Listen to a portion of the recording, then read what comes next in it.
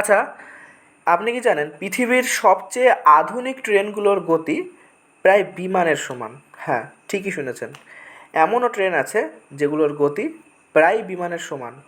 তাহলে চলুন আজ আমরা দেখে নিই সেই ট্রেনগুলোর কাহিনী, যা কিনা প্রযুক্তির চূড়ান্ত উদাহরণ, যেগুলি প্রযুক্তির মাইল ফলক হিসাবে উপস্থিত হয়েছে।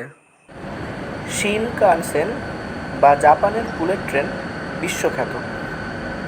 এর সর্বোচ্চ বাণিজ্যিক গতি 320 কিমি প্রতি ঘন্টা। আরেকটি মডেল হলো এলো সিরিজ ম্যাগলেভ, পরীক্ষামূলকভাবে 603 কিমি প্রতি ঘন্টা ছুঁয়েছে। এই সমস্ত ট্রেনগুলোই কিন্তু মানবজীবনের অগ্রগতির এক ইতিহাস, যা মানবজীবনের বিবর্তনের মুখে গুরুত্বপূর্ণ ভূমিকা পালন করে। এই তালিকায় আরেকটি ট্রেন হলো চীনের সাংহাই ম্যাগলেভ ট্রেন, পৃথিবীর দ্রুততম বাণিজ্যিক ট্রেন। এর সর্বোচ্চ গতি 431 কিমি প্রতি ঘন্টা। এটি চুম্বকীয় ভাসমান প্রযুক্তি ব্যবহার করে চলাচল করে থাকে, যেটি উল্লেখ্য এবং দারুণভাবে উল্লেখযোগ্য। ফ্রান্সের টিজিভি ফ্রান্সের টিজিভি বিশ্বের প্রথম উচ্চগতির ট্রেনগুলির একটি।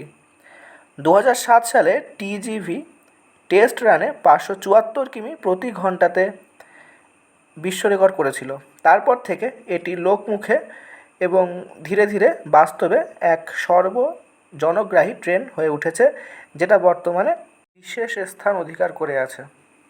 এতক্ষণের দেখা ট্রেনগুলি হলো বাস্তবগত ট্রেন, কিন্তু যদি বলা হয় যে কারোর কল্পনাতীত বা স্বপ্নগত ট্রেনও বাস্তবে আমাদের ভবিষ্যতে আসতে চলেছে, ঠিক তেমনই হচ্ছে এলন মাস্কের কল্পনা থেকে জন্ম নেওয়া হাইপারলুপ হলো পৃথিবীর সবচেয়ে অত্যাধুনিক ট্রান্সপোর্ট আইডিয়া।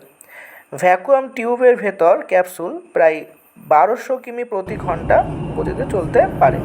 এখনও বাণিজ্যিকভাবে চালু না হলেও প্রোটোটাইপ পরীক্ষায় অনেক এগিয়েছে এবং বলা হচ্ছে খুব শীঘ্রই এই ট্রেনের দর্শন আমরা পাবো, এবং যখনই পাবো মানব সমাজ নিশ্চিন্তে একটা অত্যাধুনিক প্রযুক্তির সম্মুখীন হবে। আর এলন মাস্কের সৃষ্টি মানে আমরা বুঝতেই পারছি সেটা খুবই উপকারে আসতে চলেছে।